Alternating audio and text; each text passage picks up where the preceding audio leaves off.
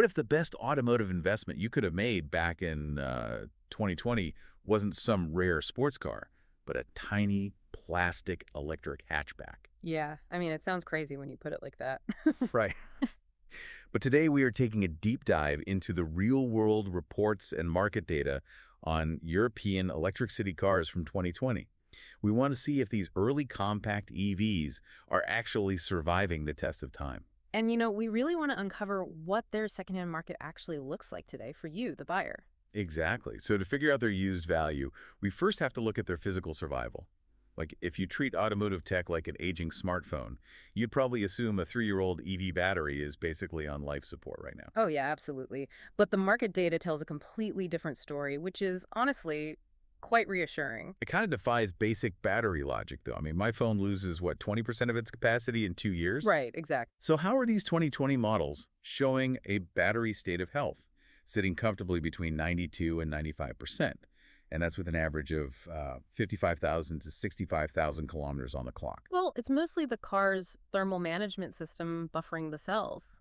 Unlike a phone that you drain to 0 and charge to 100 every single day, the car locks away a buffer. Oh, to protect the chemistry. Yeah, that buffering is exactly why the degradation curve flatlines. So the initial capacity drop happens in those first 2 years, and then it just stabilizes. Wow, so a car that rolled off the lot with a 200-kilometer range is still, what, confidently delivering 185 to 190 kilometers today. Precisely. Which means if the most expensive component, the traction battery, isn't dying, the day-to-day owner experience must be pretty painless. Is that what's driving the crazy loyalty in this specific market? It's a massive factor, yeah. Surveys show models like the Mini Cooper SE and the VW e-Up are hitting 95 to 98% reliability and satisfaction ratings. That's huge. It really is. And a big part of that comes down to how aggressive City Regen preserves the hardware. We are seeing owners hit 60,000 kilometers with completely untouched original brake pads. Which is brilliant from a maintenance perspective. But there's a hilarious irony here that the data pointed out. Oh, the 12-volt battery thing? Yes.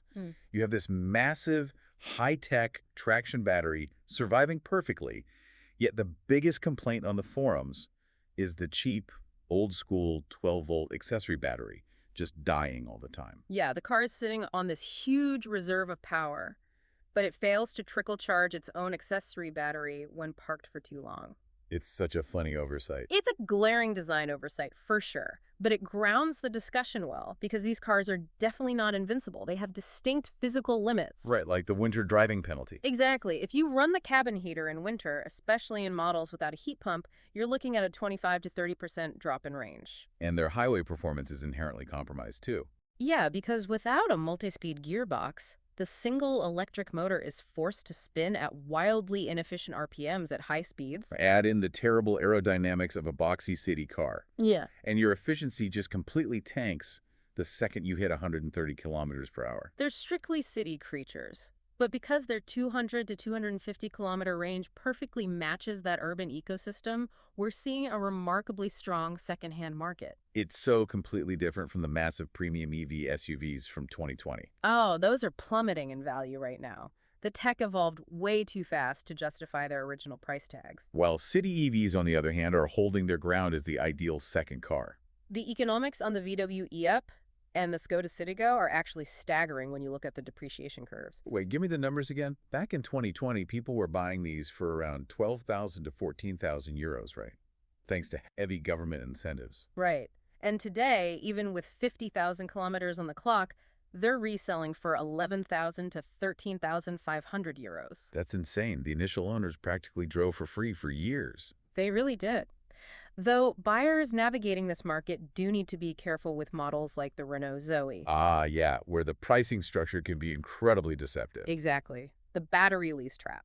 Right. You'll see a used Zoe listed for what looks like an absolute steal around 8,500 euros.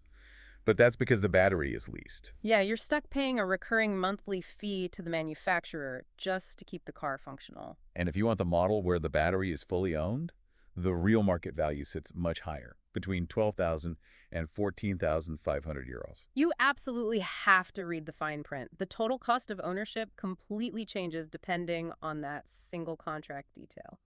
Well, thank you so much for joining us on this deep dive today. Yeah, thanks for tuning in, everyone. We hope you are walking away with some fresh insights into how the EV market is maturing. It definitely forces us to rethink our assumptions about tech degradation. Absolutely. It changes the whole perspective on longevity. It really does. Which leaves us with a final thought to consider for you. Yeah, if small EVs with modest batteries hold their value better than massive premium SUVs simply because they perfectly fit their urban environment, well, are we culturally overvaluing maximum range? Right. Like next time you look at your aging smartphone, maybe ask yourself, does it actually need a bigger battery or just a Yeah. better habitat?